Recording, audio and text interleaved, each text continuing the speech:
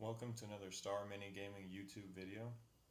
Once again, I'm James Squires, and I didn't intend to put out another video this soon, but with how great the response was to my first video, 400 views in the first 24 hours, which blew me away, I figured why not keep on, especially as I intended to make a YouTube channel eventually. Just real quick, as an introduction, Star Mini Gaming is the store that I'm opening up in the Dallas-Fort Worth Metroplex area in Texas, and in my hometown of Weatherford, which is just west of the majority of DFW, but it's still a pretty good size small town or large town or city.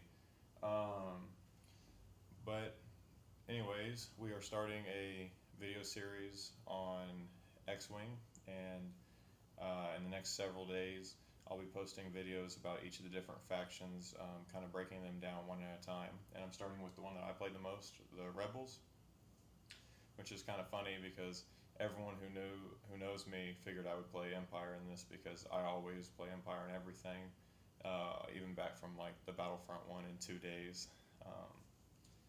But for the first Rebel video, we're going to start by talking about the X-Wing. The game itself is named for it.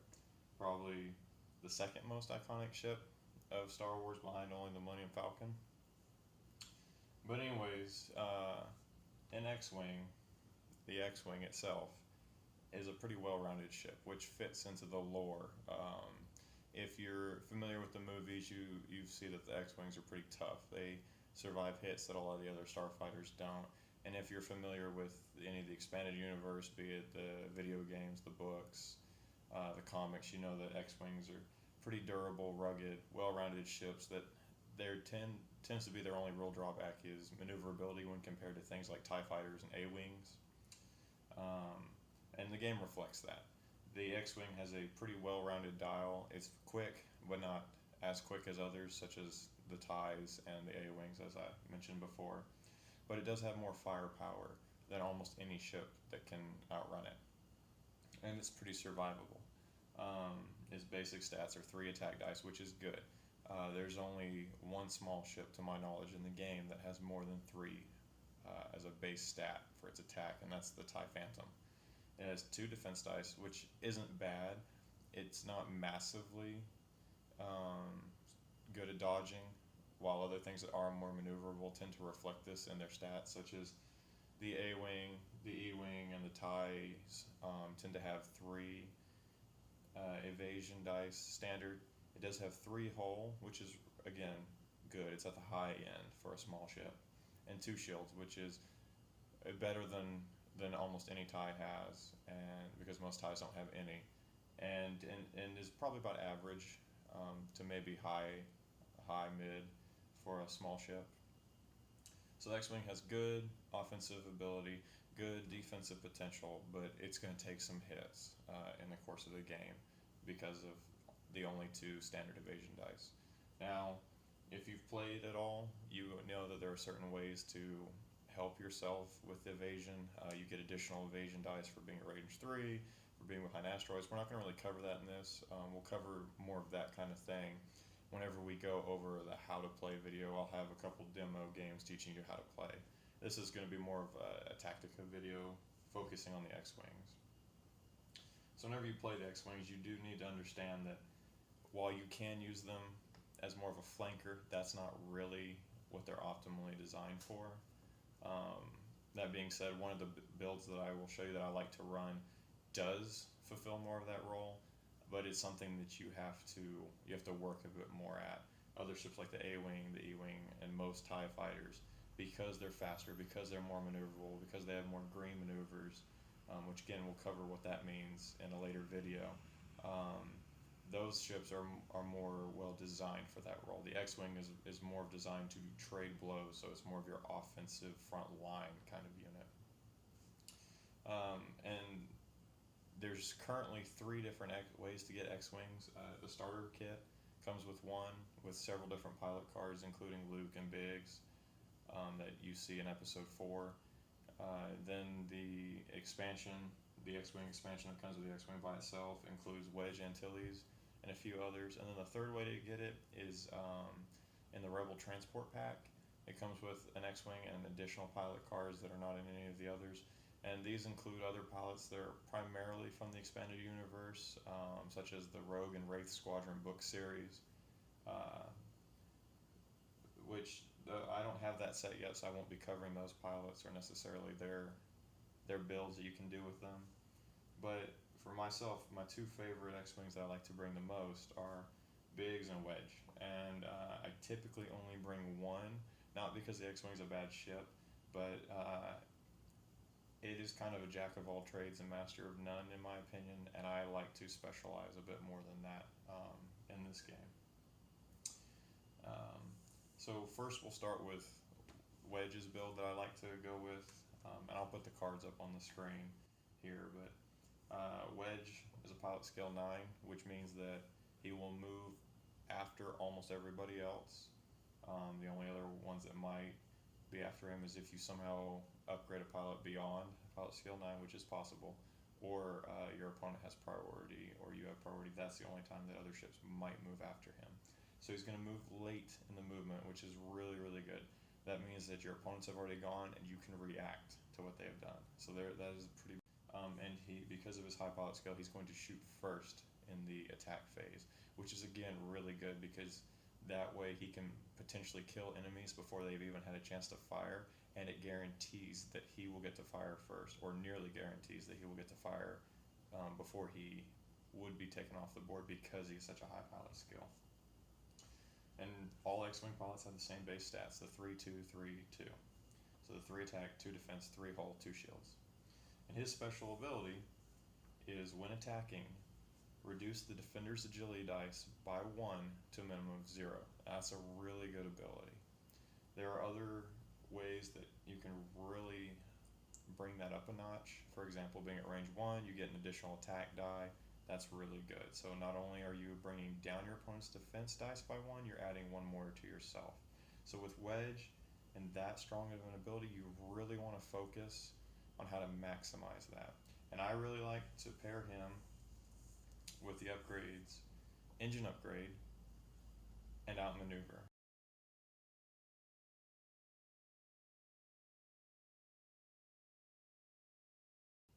The best thing you can do is prevent your ship from being shot at in the first place.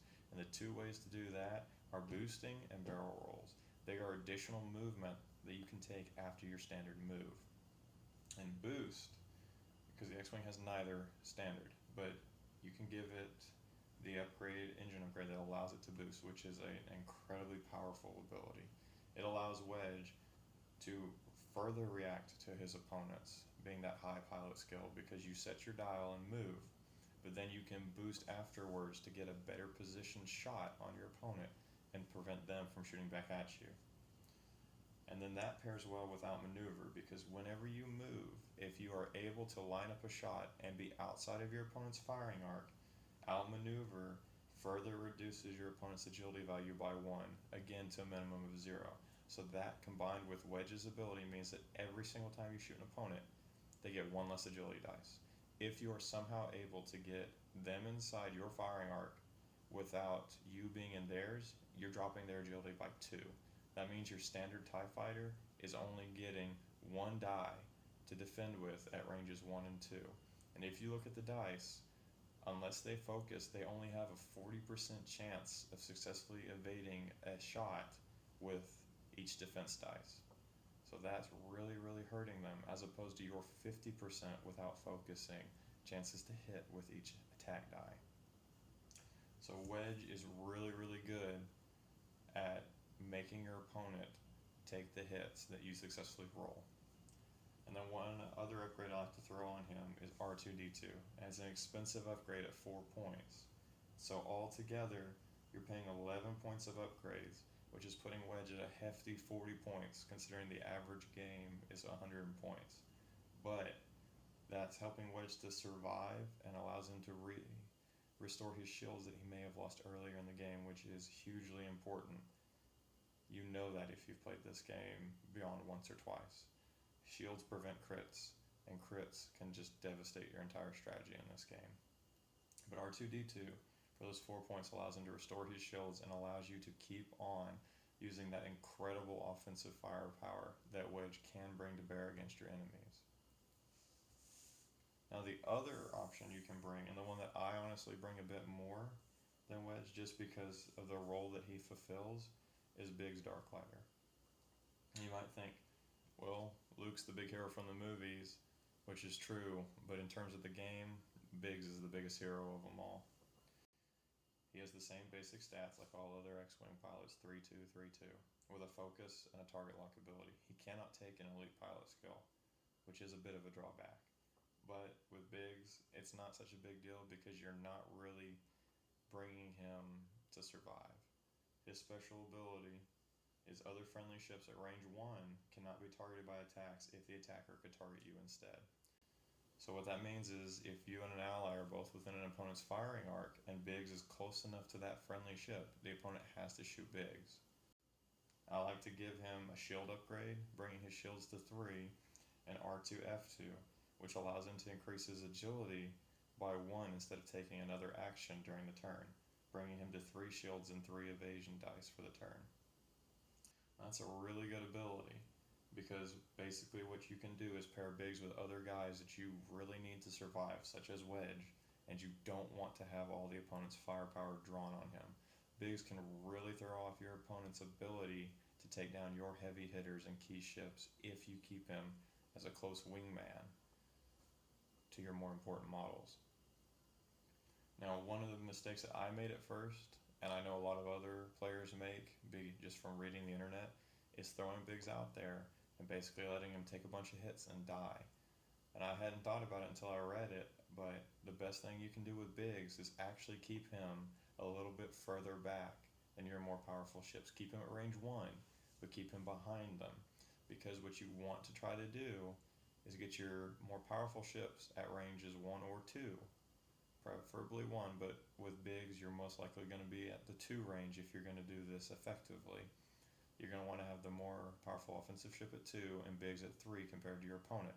Your opponent will have to shoot at Biggs because he's within their firing arc and within range 1 of an ally. So Biggs will get an additional defense die. Basically with Biggs, you want to do everything you can to up his defense, to keep him alive, to continue to deny your opponent shots at your more powerful pieces such as Wedge, Corrin, the Millennium Falcon, whoever it may be.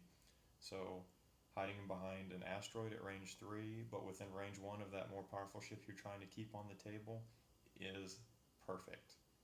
You want to always be able to get that much defensive bonus to him, but you want to do everything you can to up his defense, to allow him to be the most effective bodyguard that he can be to your more valuable pieces. Well, that's the end of this first X-Wing Tactics video. I hope you enjoyed it. I'll have another one coming out tomorrow. Tomorrow we're going to talk about the E-Wing, which isn't the second ship that came out. It's only because it has my favorite Star Wars character of them all, who happens to be from the expanded universe, Corran Horn, who may be, and is in my opinion, the best pilot in the game for the Rebels. Happy gaming.